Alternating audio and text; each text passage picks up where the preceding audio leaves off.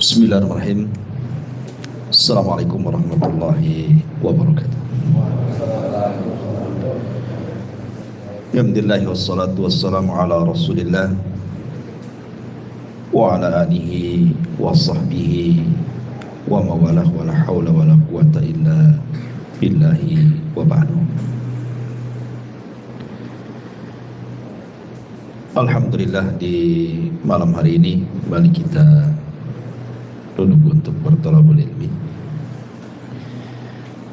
dan kita lanjutkan kajian kita masih membahas tafsir dari juz amma,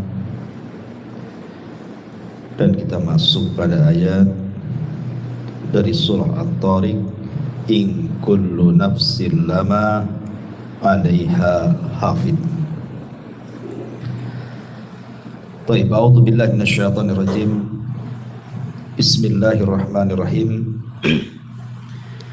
In kullu nafsin lama, bisa juga dibaca lamma, ada dua qiraah di sini. In kullu nafsin lamma atau lama 'alaiha hafiz. Falyanzuril insanu mimma khuliq. Khuliqa mimma indafi yakhruju min baini sulbi wat tara'ib. In kullu nafsin lama 'alaiha hafid. Setiap orang pasti ada penjaganya. Falyanzuril insanu mimma khuliq. Maka hendaklah manusia memperhatikan dari apa dia diciptakan. Khuliqa min ma'in dafiq. Dia diciptakan dari air mani yang terpancar. Yakhruju min baini sulbi wat tara'ib. Yang keluar di antara tulang punggung atau sulbi dan juga tulang dada. Baik. Ma'asyiral muslimin yang dimuliakan Allah Subhanahu wa taala. Allah Subhanahu wa ta'ala adalah zat yang maha rahim, penyayang. Salah satu bentuk kasih sayangnya adalah Allah menjaga kita. Dan Allah Subhanahu wa ta'ala berfirman di dalam surah Yusuf ayat 64, Fallahu khairun hafidha wa huwa arhamur rahimin.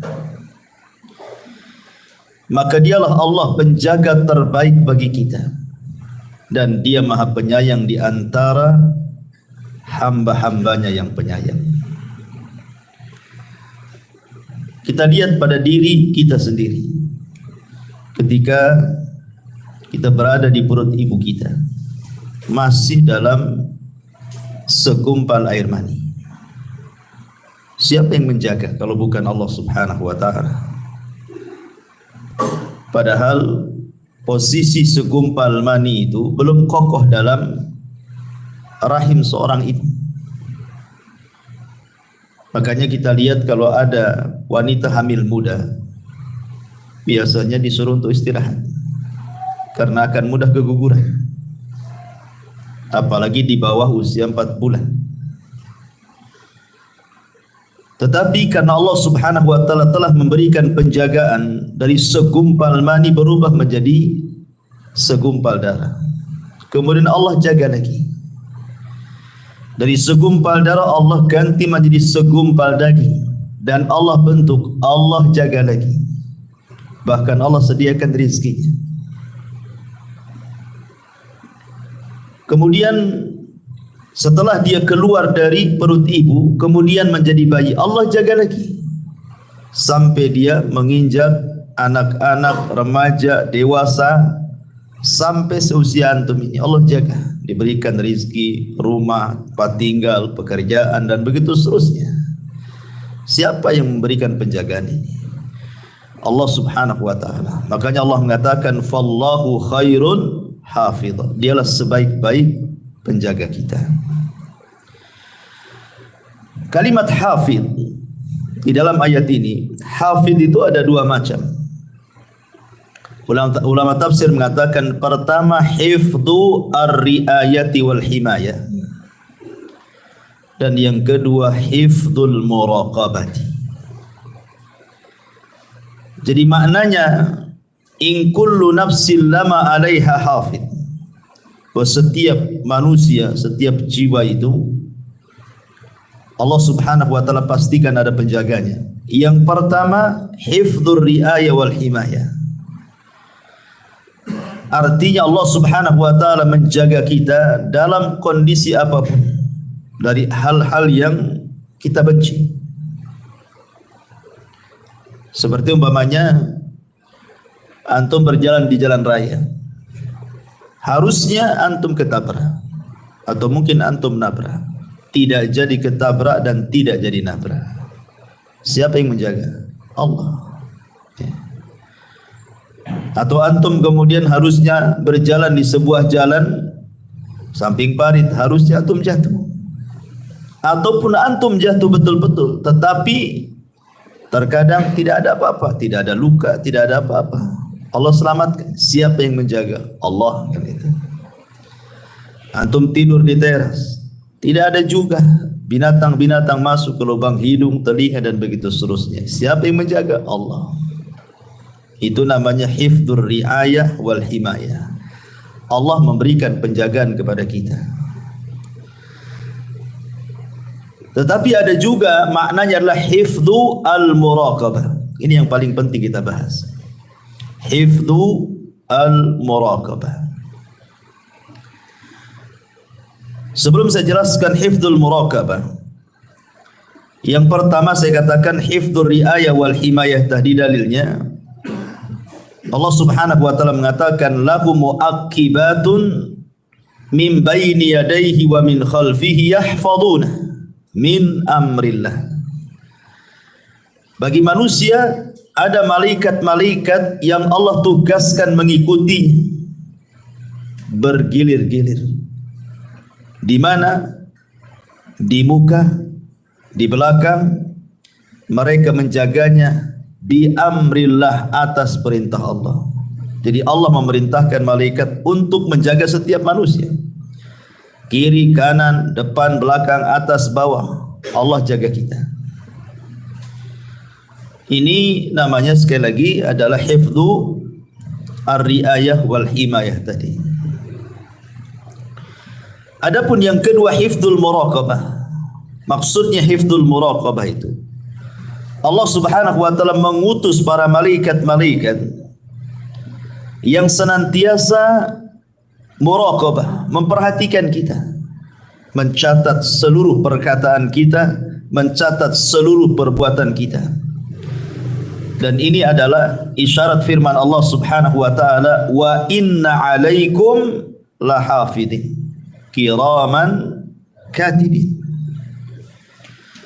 Allah Subhanahu wa taala mengatakan di dalam surah Al-Infitar, wa inna 'alaikum lahafidin, padahal sesungguhnya bagi kamu ada malaikat-malaikat yang senantiasa mengawasi, kiraman katibin, yang mulia di sisi Allah dan yang senantiasa mencatat amal perbuatan.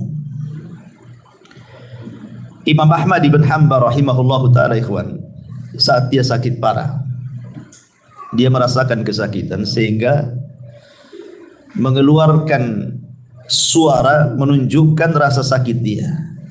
Kayak kita mungkin bahasa kita itu aduh gitu ya, saking sakitnya merasakan sakit sehingga mengeluarkan al-anin dalam bahasa Arab. Dalam bahasa kitanya aduh gitu ya, saking sakitnya. Tapi dia tidak mengeluarkan kata-kata. Maksudnya kata-kata yang kita kenal, aduh sakit kali, enggak gitu. Cuman kalimat aduh saja. Jadi ada muridnya di samping Imam Ahmad itu menasihati Imam Ahmad dan mengatakan, ya Imam, innal anina kaulun wal kaulu yuktab.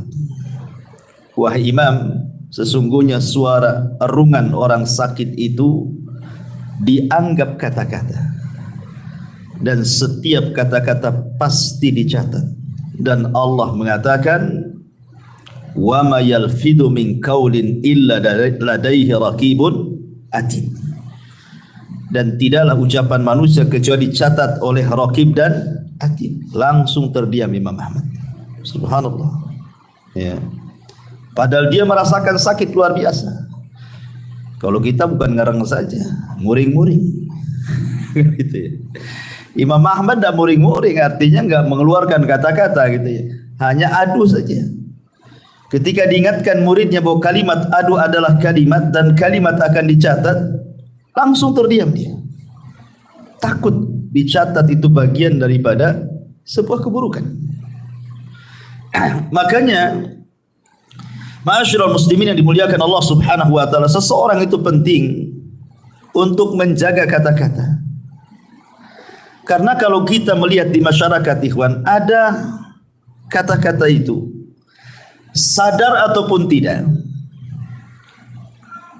entah karena kejahilan atau memang tidak tahu hukumnya, terkadang dia mengucapkan kalimat tanpa sadar bahwa kalimat itu sebenarnya perbuatan dosa. Saya akan contohkan beberapa kalimat-kalimat yang suka dibicarakan di masyarakat. Seperti umpamanya kalimat-kalimat terkejut. Saya sering mendengar itu kalimat astaga. Pernah tuh mendengar? Ada lagi ditambah astaga naga. Oh, ada naganya pun ada. Gitu. Coba. Orang terkejut bilang astaga. Mungkin astagfirullah itu maksudnya gimana itu? Saya sering dengar itu kalimat seperti itu. Ya. Apa maksudnya? Siapa astaga ini? Disebut-sebut pula astaga. Kalau astagfirullah mungkin kan itu ya. Tapi ada juga yang kemudian maksudnya baik, tapi salah meletakkan makna. Contoh umpamanya kalimat subhanallah dengan masya Allah, ya kan? Subhanallah itu berarti maha suci Allah.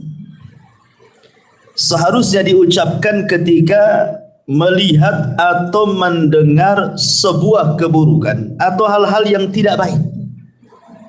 Jadi kalau antum mendengar, melihat hal-hal yang buruk atau tidak baik, ucapkan subhanallah. Ya. Tapi kalau seandainya antum melihat sesuatu yang baik ataupun mendengar sesuatu yang indah, sesuatu yang enak didengar, maka kita akan masya Allah. Jangan Pak ditukar kan itu. Masyarakat tukar-tukar ya. Kalau lihat yang baik subhanallah katanya. Bukan subhanallah, masya Allah. Mana dalilnya? Satu ketika Nabi SAW mendekati Abu Hurairah radhiyallahu an. Abu Hurairah ini lagi junub, ya. Dan dia tidak mau ke majelis Nabi, malah menjauh, pergi gitu.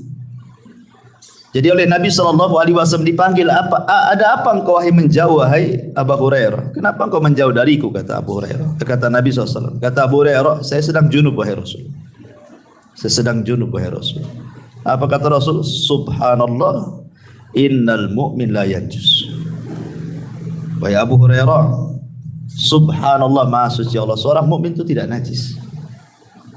Kan Rasul melihat sesuatu yang tidak suka, Nabi Hurairah pergi kan. Rasul mengatakan subhanallah, ya kan? Artinya sesuatu yang kita tidak suka melihatnya atau mendengar sesuatu yang tidak suka, ucapan subhanallah.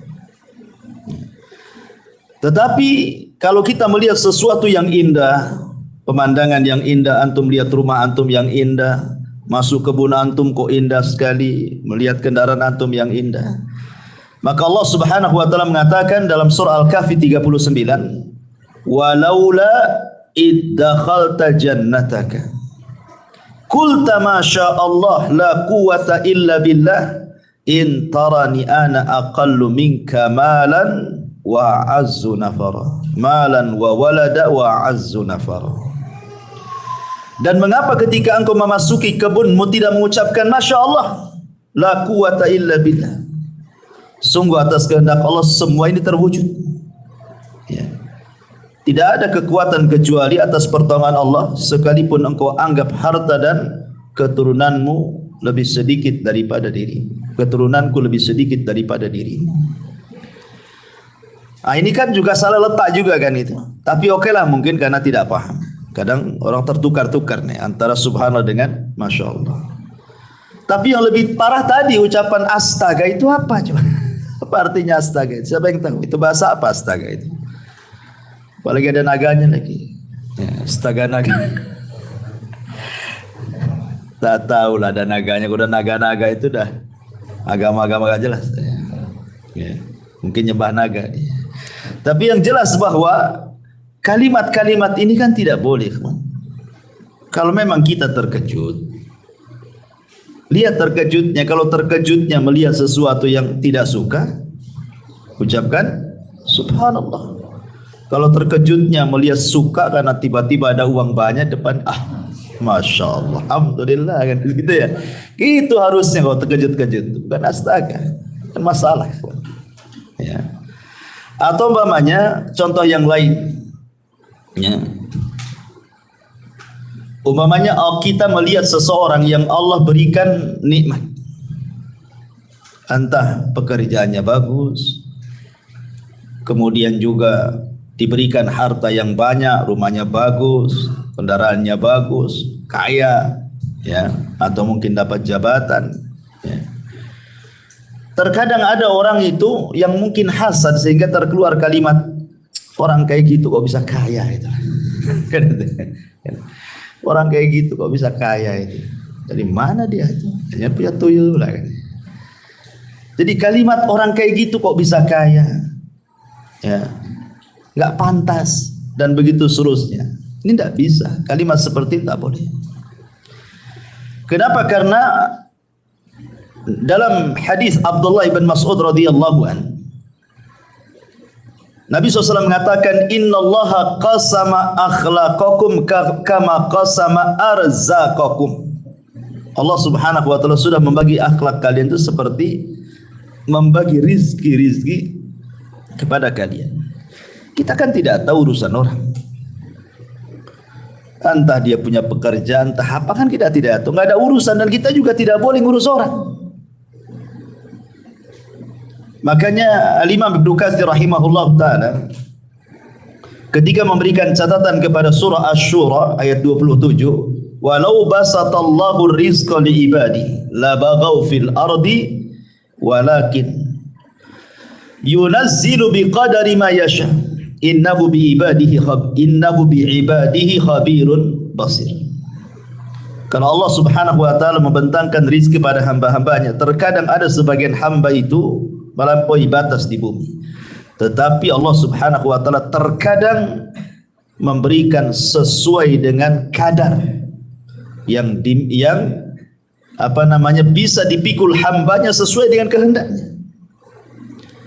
Ada hadis qudsi yang mengatakan, inna min ibadi, sesungguhnya di antara hamba-hambaku, laman la yasluhu illal ghani, memang dia tidak pantas kecuali jadi orang kaya. Walau afqartuhu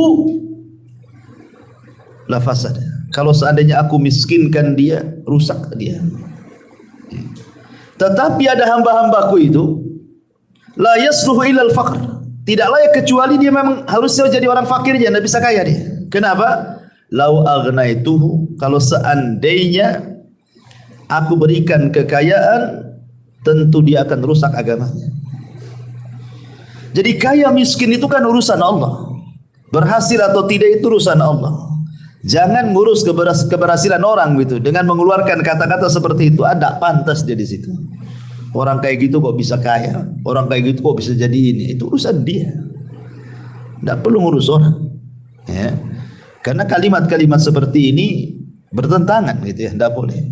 Ini contoh kedua. Contoh ketiga, atau sebaliknya, melihat orang kena musibah, entah bengkrak usahanya, entah kena penyakit badannya, entah kemalangan badannya dan begitu seterusnya. Pokoknya melihat orang itu diberikan ujian, ekonominya, keluarganya, badannya dan begitu seterusnya.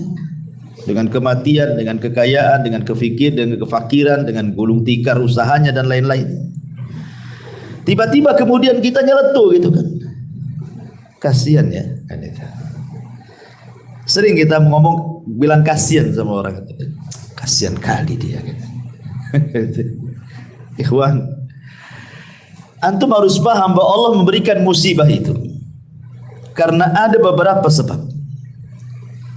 Salah satu penyebabnya adalah untuk mengangkat derajat. Masa orang mengangkat derajat dan bilang kasihan?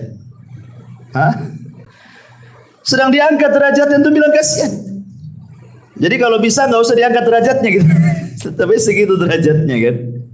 Nggak begitu. Bisa saja Allah sedang mengangkat derajatnya. Makanya dalam sebuah hadis Rasul mengatakan ma yusibul mu'min min syaukatin fama fawqaha illa rafa'ahu Allahu biha darajat. Tidaklah seorang hamba diberikan ujian walaupun hanya satu tusuk duri di kakinya, boleh jadi Allah sedang mengangkat derajatnya. Antum bilang kasihan.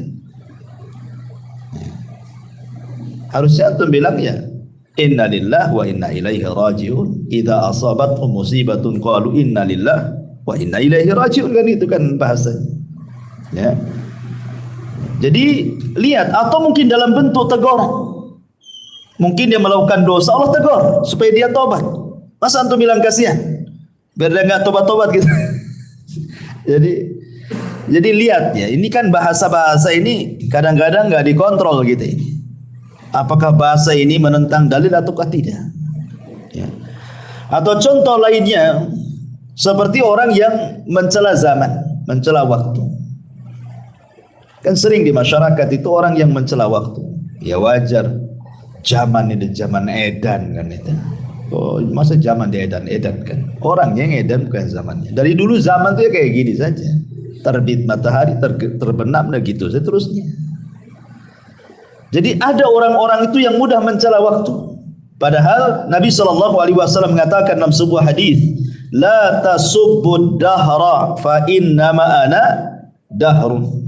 Jangan mencela waktu, karena akulah yang membolak-balikan waktu. Tidak boleh. Ya. Ataupun contoh yang lain, ucapan mengandai-ngandai itu paling banyak di masyarakat.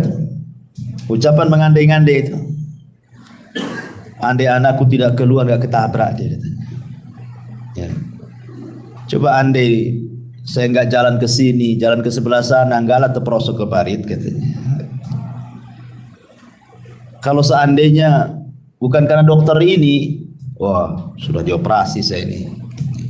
Macam-macam kan mengandai-andai di masyarakat itu nggak boleh. Karena Nabi SAW mengatakan al-mu'minul qawi khairun wa ahabbu ila Allah minal mu'minidh dhaif.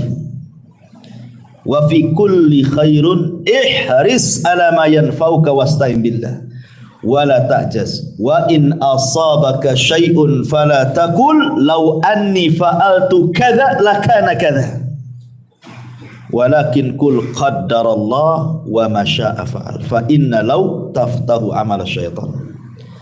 Kata Nabi SAW, mukmin yang kuat itu lebih saya cintai dibandingkan mukmin yang lemah.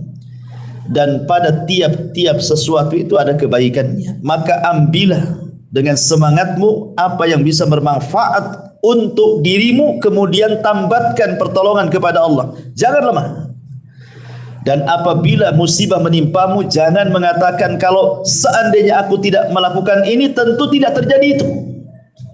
Karena kalimat seandainya, andai-andai itu adalah membuka pintu syaitan, kata Rasul. Tidak boleh andai gitu, andai gini. Ya, jadi kalimat andai-andai itu tidak benar. Tapi yang betul katakan qaddarallahu wa ma syaa fa'al. Ya ini sudah takdirlah memang anak saya meninggal hari ini. Bukan karena hari ini keluar, seandainya tidak keluar sekalipun. Kalau memang hari itu sudah takdirnya, pasti dia mati di rumahnya. Memang sudah jadwalnya dia. Sudah antrian dia kan itu. Kan keluar itu sebab saja. Matinya tetap hari itu juga gitu maksudnya. Jadi tidak bisa diandai-andai itu. Karena ini kalimat-kalimat yang menunjukkan apa? Penolakan takdir. Nah, ini bahaya. Menolak takdir itu. Ya. Atau contoh yang lain pamannya ucapan mencela penyakit. Ada orang yang mencela penyakit di zaman Rasul. Ada seorang wanita namanya Ummu As-Sa'ib radhiyallahu anha. Ummu Sa'ib ini karena sakit kepala, diikat pula kepalanya dengan tali. Zaman dulu gitu karena belum ada bodrek mungkin. Ya diikatlah kepalanya supaya mengurangi rasa sakit kepala tuh. Rasul mengatakan, malaka ya Ummu Sa'ib, apa itu kepalamu wahai Ummu Sa'ib? Tiba-tiba Ummu Sa'ib mengatakan di hadapan Rasul sallallahu alaihi wasallam, al-humma la barakallahu fi. Demam wahai Rasul, kepalaku sakit, semoga Allah tidak berkahi katanya. Maka Rasul mengatakan, la tasubbil humma, jangan kau cela penyakit demam. Fa innaha tadhhabu khotoya bani Adam kama yadhhabul kiru khabathal hadid. Boleh jadi demammu itu bisa mengurangi dosamu. Nah gitu ya. Jangan dicela penyakit itu. Ini karena banyak orang-orang yang mencela penyakit. Kemudian juga merubah-rubah nama-nama Allah yang sudah jelas-jelas itu ismul nama-nama yang agung. Di masyarakat paling banyak. Abdurrahman dibilang Maman. Abdullah dibilang Dullah kan itu. Apalagi itu masa coba. Enggak boleh. Nama Allah itu jangan dimain-mainkan. Kalau Abdurrahman ya Abdurrahman. Ngomong seperti itu. Ya Abdullah, Maman. Maman pula Abdurrahman jadi Maman, coba kan. Ada nama Allah namanya Maman? Enggak ada. Masa Abdullah jadi Dullah? Pada dul. Jadi nggak boleh kita ini, itu tidak ikhtiram, su'ul adab namanya kawan. Su'ul adab kepada Allah Subhanahu wa taala. Maka dalam kitab tauhid karya Syekh Muhammad bin Abdul ada bab namanya bab ihtiram bi asma'illah, menghargai nama-nama Allah Subhanahu wa taala. Jangan itu. Di zaman Rasul itu ada orang namanya Abu Syurai. Kerjaannya tukang mengislah orang. Tukang di kabilahnya itu, pokoknya kalau ada orang berselisih datang didamaikan. Ya, namanya Hani ibn Kinti. Tetapi karena dia pandai mendamaikan orang, akhirnya orang-orang menyebutnya Abul Hakam. Hakam itu artinya yang pandai memutuskan perkara. Padahal namanya Hani. Jadi orang menggelari dia sebagai Abul Hakam, bapak pemutus perkara. Jadi dia datang kepada Nabi SAW dan mengatakan, ya Rasulullah, sungguhnya kaumku kalau berselisih mereka datang kepadaku, dan aku berhasil dengan hukum yang aku terapkan, mereka berdamai, kebanyakan damai. Kata Rasulullah, ma ahsana hada, alangkah indahnya perbuatan kamu. Tetapi orang ini mengatakan, kaumku menyebutnya Abul Hakam. Nah, Rasul mulai gak enak tuh. Kata Rasul, kamu punya anak berapa? 3. Siapa nama anakmu? Pertama Syuraih, yang kedua Muslim, yang ketiga Abdullah. Maka Rasul mengatakan, anta Abu Syuraih, kamu Abu Syuraih bukan Abul Hakam. Kan itu diganti sama Nabi. Ya. Kenapa demikian? Karena hakam itu milik Allah. Innallaha hakamun wa ilaihil hukm. Allah itu hakam, semua hukum kembali kepada Allah. Jadi itu saja disalahkan, apalagi mempermainkan nama tuh. Abdurrahman jadi Maman, bahaya lagi. Bilang ya Abdurrahman, ya Abdullah kan gitu. Ini kan kalimat-kalimat di masyarakat kan enteng saja ngomong kayak gitu. Anda sedang tidak beradab dengan Allah tuh. Hati-hati dicatat setiap ucapan kita itu. Ya. Atau ada sebagian, ya mungkin praktisi-praktisi kesehatan, dokter-dokter yang lainnya, ya kadang-kadang lagi ngobati pasien gitu kan. Ya mudah-mudahan kami upayakan, sisanya kita kembalikan kepada Allah. Masa Allah dikasih sisa pula. Sisanya kepada Allah kan. Ya kami upayakan lah, mudah-mudahan sembuh. Ya sisanya kepada Allah katanya. Saya dengar kalimat kayak gini. Ikhwan, ya. Masa Allah dikasih sisa? Nggak bisa. Karena Allah Subhanahu wa taala mengatakan dalam Al-Qur'an, "Qul innal amra kullahu lillah." Semua urusan itu milik Allah, dari awal sampai akhir. Bukan urusan kita. Kalau mungkin bahasanya ya kami usahakan. Tapi semua ini tergantung Allah. Itu mungkin agak benar bahasanya. Tapi kalau disisain itu, itu nggak benar tuh kalimat sisa. Sisanya saya kembalikan kepada Allah. Saya seolah-olah apa? Dia yang banyak, Allah yang sisa kan itu ya. Ini kan soal adab juga ya. Nggak boleh ngomong begitu. Dicatat tuh malaikat raqib atid. Ya. Atau umpamanya kalimat yang lain juga seperti di zaman Rasul ada orang yang datang kepada Rasul, Masya Allah wa sya'a wa syi'ta. Masya Allah wa syi'ta. Atas kehendak Allah dan kamu. Kata Rasul, jangan. Kalimat itu tidak benar. Katakan Masya Allah wahdah. Katakan atas kehendak Allah saja. Jangan bawa-bawa aku katanya. Dan ini kalimat yang paling afdal. Sekalipun harus bawa orang, jangan pakai dan. Jangan pakai waw, tetapi kalimat summa kemudian. Kalau bukan karena Allah kemudian, itu nggak apa-apa. Yang lebih parahnya Allah sudah tidak dibawa-bawa, orang lain makhluk Allah pula yang dibawa. Ya itu semua berkat kamu katanya. Lah berkat kamu pula katanya. Allahnya mana? Ya, harusnya ini semua berkat Allah kemudian kamu kan itu. Ya ini semua karena kamu juga. Nggak boleh kalimat seperti itu. Itu syirik asghar. Walaupun hatinya yakin Allah semua berkehendak. Tapi dalam Islam itu ucapan orang dijaga. Ya. Wa in kullu nafsin lama 'alaiha hafid. Ada penjaganya, ada yang catat loh. Yang sembarang ngomong itu. Makanya ada hadis Nabi SAW mengatakan, wa innal 'abda la yatakallamu bil kalimati la yulqilaha balan min sakhatillah yahwi sahibuha fi nari jahannam ab'ad ma bainal masyriqi wal maghrib.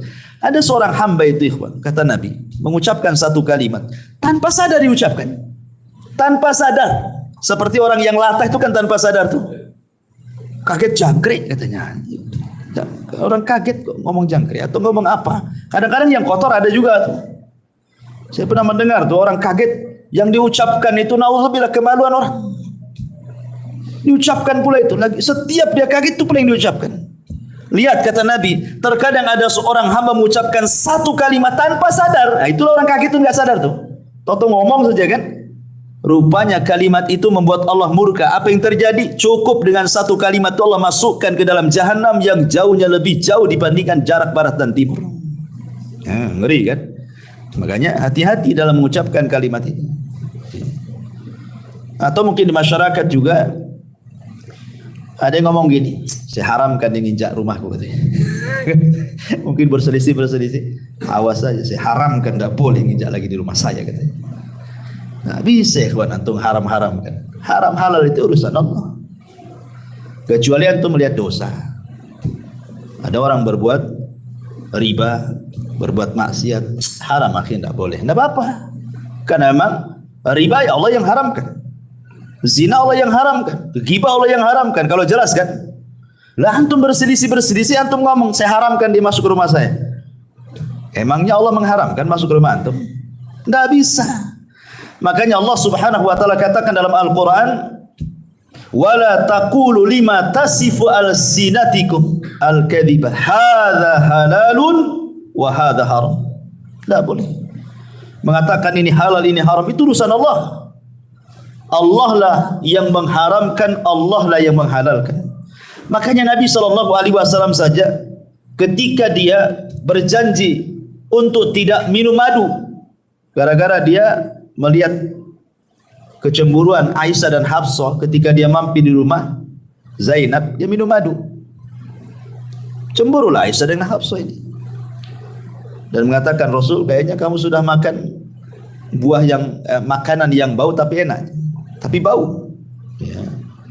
Kata Rasul, tidak, aku minum madu. Oh, enggak wahai Rasul. Sepakat pula Aisyah dan Hafsah ini karena cemburu. Akhirnya Rasul mengatakan, ya kalau gitu saya tidak akan minum madu selamanya, kata Rasul. Turun ayat.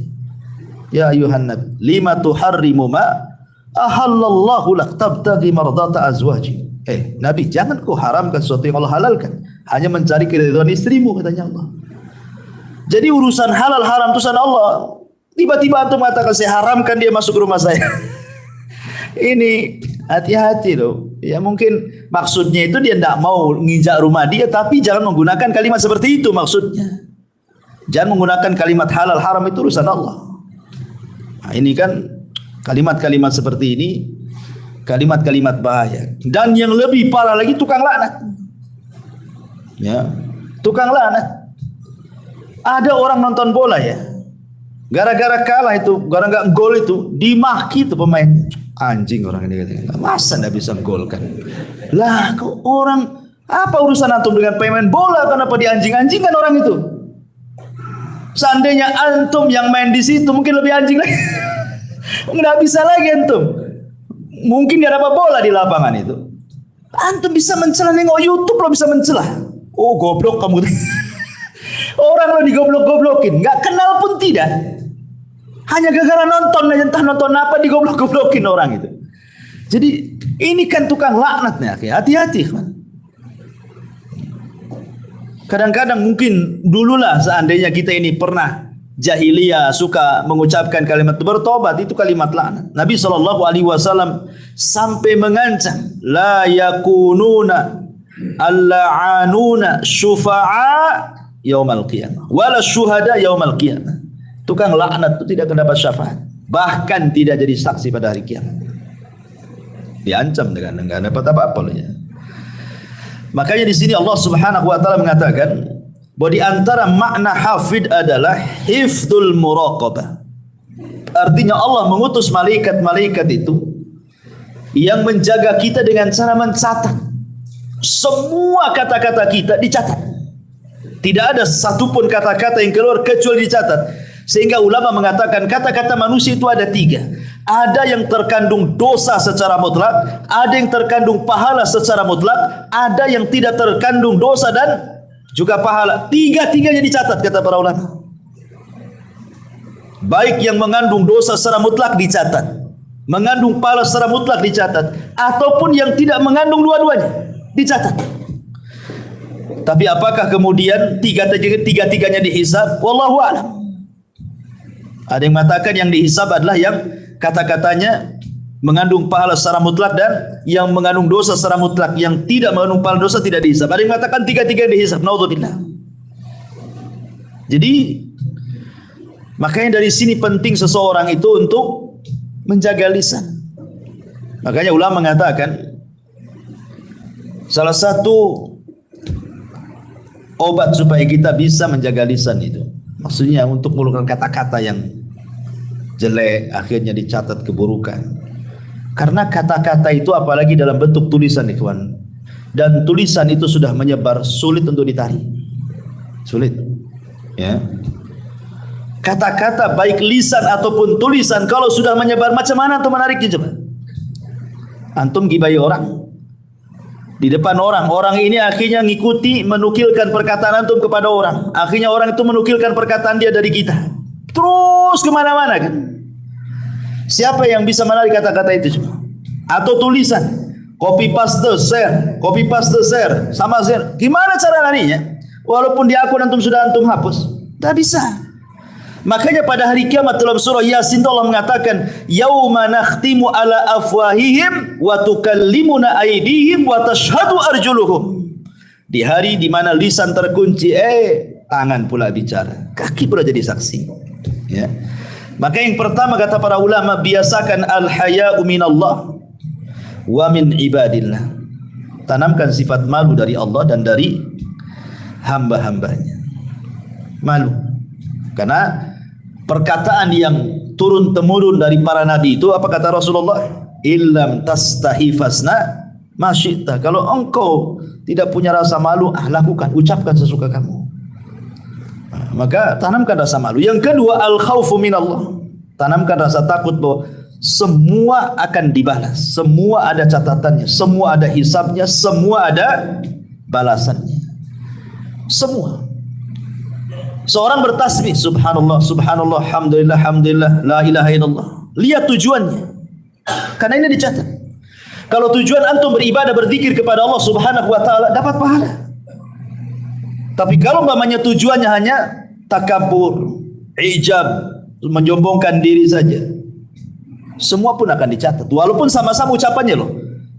Sama-sama tasbih, tahmid, takbir, itu kan ucapan bagus sebenarnya. Itu kan zikir gitu ya. Tapi itu saja dilihat siapa pengucapnya coba. Abdullah bin Mas'ud radhiyallahu anhu suatu ketika diajak oleh Abu Musa al-Asy'ari masuk ke sebuah masjid. Di masjid itu banyak halaqah memutar. Kemudian bawa batu. Tasbih sekian kali dihitung pakai batu 100 kali. Takbir 100 kali. Ini 100 kali. Nanti dipindah lagi batunya ke sebelahnya. Begitu terus. Kata Abdullah bin Mas'ud ini, kalian ini apa? Lihat loh Nabi, pakaiannya aja masih bagus, belum robek. Bencananya nggak ada yang pecah. Kenapa kalian melakukan yang tidak diajarkan Nabi? Apakah kalian lebih berpetunjuk daripada agama Nabi? Ataukah sengaja kalian membuka pintu kesesatan? Syahidnya kata Abdullah bin Mas'ud, uddu sayyiatikum wa ana dhaminun alla yadhi'a min hasanatikum. Hitung kesalahan kalian dan saya jamin kebaikan kalian tidak akan hilang. Kenapa disuruh menghitung kesalahan? Coba. Tidak menghitung kebaikan. Kenapa kalimatnya hitung kebaikan kalian? Ya, kenapa hitung kesalahan kalian? Saya jamin kebaikan kalian tidak akan hilang. Hitung kesalahan kalian.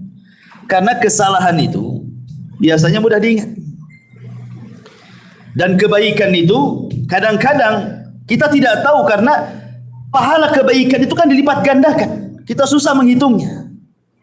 Tetapi dosa itu satu maksiat satu dosa kan gitu. Kalau pahala ini kadang-kadang satu amalan soleh berlipat ganda kan pahalanya. Seperti sabar. Tidak jelas berapa nominal pahala orang sabar itu. Gimana cara ngitungnya? Tapi kalau perbuatan maksiat kan jelas tuh. Satu maksiat satu dosa kan itu ya. Dan begitu seterusnya. Kecuali syirik menggugurkan semua amalan dia kan itu. Tapi lihat bagaimana di sini. Mereka kan zahirnya bagus kan, tasbih, tahlil, takbir, baca sekian kan. Sampai-sampai mereka juga mengatakan, ya Aba Abdurrahman, ma nuridu ilal khair. Wahai Aba Abdurrahman, kunyanya Abdullah bin Mas'ud, kami tidak menghendaki kecuali kebaikan loh di sini. Apa kata Abdullah bin Mas'ud? Kam min muridil khairi lan yusibah. Berapa banyak orang-orang yang menghendaki kebaikan enggak dapat pahala katanya. Tidak semua sesuatu yang dianggap baik itu benar. Jadi harus baik dan benar. Baik, ikhlas, benar, mencontoh Nabi, itu maksudnya begitu. Ya. Jadi tasbih itu tidak usah dihitung-hitung. Tasbih aja lah kan itu ya. Kecuali memang ada syariatnya seperti setelah sholat kan ada hitungannya tuh. Sekian kali tasbih 33, takbir 33, tahmid 33, genapkan dengan la ilaha illallah wahdahu la syarikalah kan. Atau umpamanya siapa yang membaca subhanallah bihamdi 100 kali dalam sehari semalam maka akan dihapuskan dosanya walaupun seperti buih di lautan. Adalah perkara-perkara yang memang di sana disunahkan untuk dihitung kan gitu. Tapi kalau zikir mutlak sudah antum zikir aja lah, enggak usah dihitung-hitung. Sebab kalau menghitung-hitung ibadah itu biasanya cenderung i'jab li nafsi, cenderung ingin membanggakan dirinya. Saya sudah sholat sekian kali, saya sudah puasa sekian kali, sudah haji, sudah sedekah sekian. Kalau orang menghitung itu cenderung seperti itu. Tapi kalau orang tidak menghitung, ya sudahlah, tidak tahu berapa lah saya tasbih itu berapa kali, nggak tahu saya. Mau bangga dengan apa kan itu? Karena Allah itu hanya melihat hati bukan bilangan. Allah itu hanya melihat hati bukan bilangan. Ya. Tetapi syahidnya di sini, walaupun ucapannya sama, tasbih, tahlil, takbir, dicatat juga kan? Tapi tidak satu catatan, lihat kepada niat kan? Kalau niatnya hanya untuk i'jab saja, membanggakan diri, lain catatannya. Kalau memang untuk ibadah betul-betul ikhlas mencontoh Nabi, lain pula catatannya. Kenapa? Karena Allah mengatakan wa man ya'mal mithqala dzarratin khairan yara wa man ya'mal mithqala dzarratin syarran yara. Lihat di situ, ada yang baik, ada yang jelek. Walaupun itu zahirnya nampak zikir, apalagi bukan daripada itu. Seperti yang contohkan tadi, ucapan-ucapan di masyarakat itu. Maka dari sini ma'asyiral muslimin yang dimuliakan Allah Azza wa Jalla, biasakan takut. Ya, yang kedua, langkah kedua al-khaufu minallah. Sehingga dengan rasa takut mendorong tidak sembarang mengucapkan sesuatu. Yang ketiga, sibukkan dengan perkara-perkara yang manfaat untuk akhirat. Supaya kita tidak mudah ngomong macam-macam. Sibukkan dengan perkara lain. Umpamanya ini satu ruangan nih, maaf ibu-ibu ya, kawan lagi gibah nih. Kita mau keluar pula dari situ, malas gitu ya. Segan, gak enak. Ya sudah, sibukkan aja zikir, Bu. Biar orang itu gibah, ibu zikir lah. Nah, kemudian yang keempat, isti'mal uslub al-kina. yati badal tasrih bi alfadil badi'ati allati takhullu bil haya. Atau kalau seandainya kita bisa membuat bahasa-bahasa kinayah, bahasa-bahasa yang lebih halus lagi gitu loh bahasa. Kita itu ingin marah, bisa saja kita mengatakan umpamanya dengan kalimat-kalimat yang kasar, tetapi kan dalam uslub bahasa kita di daerah-daerah masing-masing itu kan ada bahasa-bahasa yang kasar sekali, ada yang di bawahnya kasar, ada yang sedang, ada yang halus sekali, dan begitu kan setiap daerah kan ada tuh. Mestilah semua ada. Saya orang Sunda saja ada. Ya, satu kalimat itu ada yang kalau diucapkan kasar. Ya. Ada halus padahal itu juga yang diucapkannya kan. Kan kita bisa milih kata gitu maksudnya. Bukan saklek gitu ya. Kemudian juga kata para ulama mujalasatul akhyar wa musahabatus salihin. Berkawan dengan orang-orang baik yang omongannya baik, insya Allah akan sama dengan omongan dia itu. Sebab kalau berkawan dengan orang yang omongannya jelek, ibu nih berkawan dengan orang-orang gibah, pasti ikut gibah tuh. Ibu berkawan dengan orang-orang yang tidak suka gibah, lama-lama gak suka gibah juga. Nah, tergantung kawannya. Dan yang keempat mungkin belajar diam lah kan gitu. Daripada ngomong berdosa bagus diam. Kata Nabi SAW, "Falyakul khairan aw liyasmut." Kembali di sini Allah mengatakan, "In kullu nafsin lama 'alaiha hafid." Jadi hafid yang pertama maksudnya hifdzur riayah wal himayah. Allah menjaga secara umum sesuatu yang manusia tidak suka. Ya, celaka kan tidak suka. Ini itu umpamanya antum sakit, minum obat sembuh. Siapa yang menyembuhkan? Allah.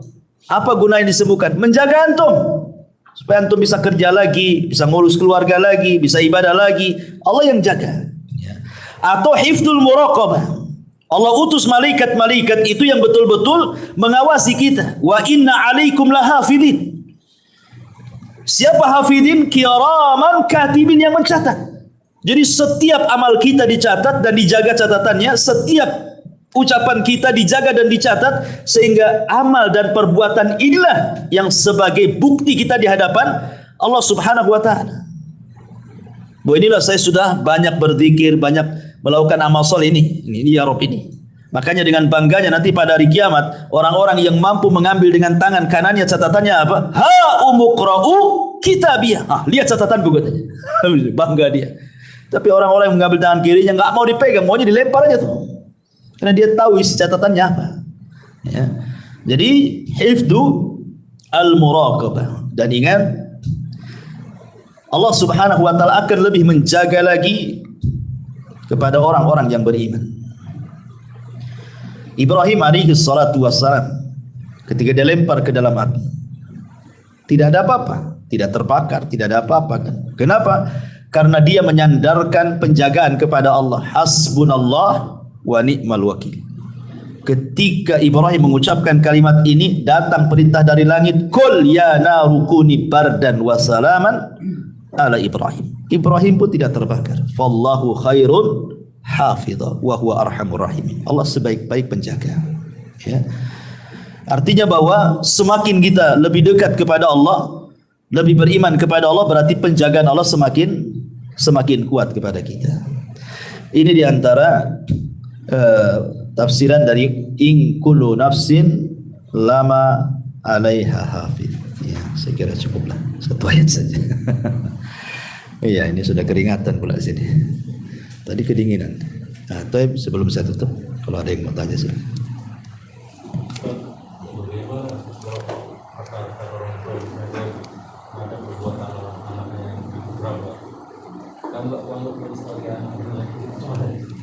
Nggak boleh. Ya. Ya kadang ucapan orang tua itu mungkin saking marahnya, akhirnya kemudian mengingkari anaknya. Kamu itu bukan anakku katanya. Oh itu anaknya kok. Gua bukan anaknya pula. Emang udah tes DNA apa? Ya. Nggak boleh orang tua itu, sekali lagi, bahwa da'watul walid liwalidihi mustajab. Doa orang tua kepada anak itu mustajab. Ingat cerita Jures. Dia sedang sholat sunnah, bukan sedang kerja, bukan karena nakal. Dia sedang sholat sunnah, dipanggil sama ibunya. Akhirnya tak mau pula dia datang kepada panggilan ibunya. Alasannya apa? Pusing Jures, saya lagi sholat nih. Ini hak Allah. Satu sisi ibu pula manggil, ada pula hak orang tua.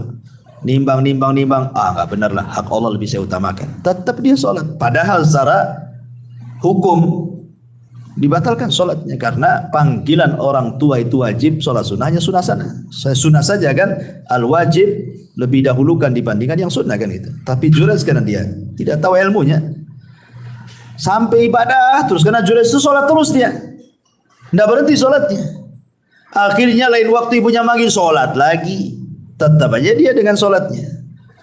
Kesempatan lain sholat lagi, dipanggil lagi, marahlah ibunya. Akhirnya ibunya berdoa, ya Allah jangan kau wafatkan anakku si Jurais sampai kau pertemukan dengan pelacur, katanya. Terlontar kalimat seperti itu. Ikhwan, ya, zalim kepada orang saja, menyakiti orang, kalau dia sampai berdoa kepada Allah mustajab, ikhwan. Apalagi sama orang tua. Sampai seorang saya bercerita, ada seorang dokter. Dokter ini paling hebat di mustaswa, di rumah sakit itu udah paling hebat. Sudah mengeluarkan karya-karya. Pokoknya ilmunya paling hebat lah di rumah sakit, di antara rekan-rekannya itu. Sehingga dia sombong. Akhirnya kemudian dia suka menyakiti hati rekannya dengan kalimat-kalimat yang kasar. Akhirnya rekan ini merasa sakit hati. Tiba-tiba dia berdoa kepada Allah Azza wa Jalla, orang yang disakiti ini. Tengah malam, sepertiga malam dia menengadahkan tangan ke ya Allah, sebagaimana kau berikan dokter itu kecerdasan karena kedua matanya. Dan orang cerdas karena banyak baca kan itu. Sebagaimana kau berikan kecerdasan kepada dokter itu dengan kedua matanya, ya Allah butakan matanya. Akhirnya Allah mustajab doanya. Beberapa waktu kemudian entah kenapa matanya sakit, kemudian diobati sampai dioperasi gak tertolong, buta lah mata dokter itu. Buta. Ini doa mustajab kan, orang yang zalim. Akhirnya pulang buta. Awalnya istrinya yang mau merawat dia, namanya suaminya, sehari, 2 hari, setahun, 2 tahun, 3 tahun, 4 tahun. Lama-lama bosan juga istrinya. Apalagi uangnya habis karena untuk perawatan suaminya. Buta, orang buta nggak bisa kemana-mana. Ya. Akhirnya kemudian istrinya mulai datang setan ngasih was-was. Disuruh dibuang ke panti jompo. Sudah tua. Dibuang ke panti jompo suami yang buta. Akhirnya udah lama-lama di panti jompo, minta cerai. Habis dunianya. Jadi suatu ketika dia sedang berjalan, ketemulah rekan sesama dokter. Zaman dulu dia masih di atas angin itu. Kemudian rekan dokternya mengatakan, wahai dok, kira-kira kalau seandainya Allah berikan sesuatu kepadamu, apa yang kau hayalkan? Kata dokter, demi Allah, seandainya aku tidak diberikan kecerdasan, tidak diberikan karya, jadi orang awam saja tidak apa-apa, tapi Allah berikan pandangan mata kepada aku. Hanya minta itu saja. Gak apa-apa aku bodoh kayak orang-orang awam, gak perlu jadi dokter, jarang, gak apa-apa. Yang penting aku bisa melihat, katanya. Ya kan? Nah, apalagi ini Jurais ini kan cerita orang tua ini. Orang tua disakiti, kawan. Ya betul-betul didatangkan pelacur akhirnya kan menggoda Jurais. Sampai akhirnya pelacurnya berzina dengan penggembala, hamil, melahirkan, dituduh pula si Jurais yang menghamili, digempur tempat ibadahnya, hampir dibunuh si Jurais. Kalau bukan kalau Allah menjaga Jurais ini. Sebelum dibunuh dia mengatakan, kembalikan tuh si bayi-bayi yang kau tuduhkan tuh anakku, katanya. Cubit. Dicubit akhirnya. Man abuk, siapa bapakmu? Tiba-tiba ngomong pula bayi ini, bapak saya penggembala kambing. Coba kalau bayi-bayi hasil zina bisa bicara, ya kawan. Hati-hati ya. Man abuk, katanya. Semua kena. Masyaallah muslimin yang dimuliakan Allah Azza wa Jalla. Jadi sebaiknya kalau kita sebagai orang tua, memang terkadang ada orang tua itu saking marah sekali kan gitu. Ya ini juga nasihat kepada saya, antum tuh siapapun gitu. Ya harus berusaha lah. Kadang-kadang kita juga, saya juga kadang-kadang kalau terlampau ini kadang nyesal juga kan itu. Ada lah, terpaksa ngomong, nyesal juga setelahnya. Memang harus dibiasakan. Dibiasakan. Artinya kalau kita semarah apapun itu, kalau bisa orang tua itu tafaul saja. Tafaul itu maksudnya ucapkan kalimat baik, mudah-mudahan bisa membalik 180 derajat anak kita. Tafaul. Anak itu nakalnya luar biasa. Secara logika susah dia sadar. Apalagi anak tanggung-tanggung tuh biasanya itu nakal-nakal tuh. Anak SMP tanggung-tanggung tuh yang kurang ajar biasa. Gitu ya. Tafaul saja, mudah-mudahan dengan tafaul itu Allah robah 180 derajat. Yang kita anggap mustahil anak itu bisa berubah, tapi Allah bisa memungkinkan. Betapa banyak kok anak-anak nakal berubah, akhirnya dia pula anak yang berbuat baik sama orang tuanya. Al-tafaul itu maksudnya kalau dia nakal, ucapkan kalimat doa. Seperti yang dilakukan ibunya Sudes, ya. Ketika Imam Sudes dulu mau nakal disebutkan dalam biografinya. Daripada kau nakal Sudes, kau masuk ke haram, kau jadi imam di sana katanya. Jadi imam. Ya. Jadi kalau antum nakal, jawab lu saja, gantikan Abu Mero di sana. Ya, masyaallah muslimin yang dimuliakan Allah Azza wa. Jadi sebaiknya jangan, apalagi sampai kemudian lebih daripada itu.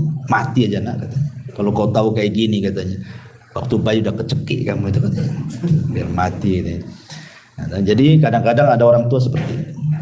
Ya itu kan kembali kepada kita sebenarnya. Kenakalan anak itu kan kembali kepada orang tua.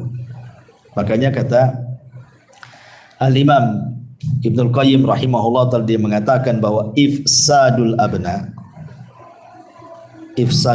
rusaknya anak-anak itu kebanyakan apa? Karena orang tua yang merusaknya. Bukan pesantren, bukan sekolah, bukan guru ngaji, bukan. Kebanyakan yang merusak anak-anak itu orang tua. Kata Imam Ibnul Qayyim. Sebab kalau orang tua dari awal dia mencari jodoh, cari yang solehah atau cari yang soleh kan gitu ya. Kemudian punya anak, tentu otomatis kalau dua orang tuanya soleh-solehah kan pasti akan dididik dari kecil. Ya, sudah cari jodohnya aja salah. Ketika punya anak pula gak dididik dan begitu seterusnya, ya wajar lah. Ketika sama-sama sudah tobat, ibunya tobat, bapaknya hijrah, anaknya pengen hijrah, tergesa-gesa ke ibunya. Kadang-kadang disitulah diuji orang tua. Dulu ketika masih awam tak ada gini gitu. Karena hidupnya umum seperti masyarakat, ya ndak sholat, ya ndak puasa, ya ndak apa, kuliner sana sini gitu, senang-senang. Sekali ngaji hijrah dua-duanya pengenlah nari anak-anaknya juga. Iya, orang tua sudah dewasa, senang dia mikir. Istri diajak mau saja kan gitu. Sekali anak yang belum siap, dia ajak. Murka dia. Yang biasa main sana sini dilarang, jangan main, pulang. Ribut ya kan sama orang tuanya. Ya. Sampai itu macam-macam itu kasus di Jabalut anak-anak itu. Kadang-kadang kasihan orang tua, diuji betul sama anaknya. Ya memang begitulah, kadang-kadang kudrat anak itu jadi fitnah jadinya kan. Ya. Wallahu a'lam. Baik, saya kira cukup. Subhanallah bihamdika, asyhadu an la ilaha illa anta, astaghfiruka wa atubu ilaik. Allah taala. Assalamualaikum warahmatullahi wabarakatuh.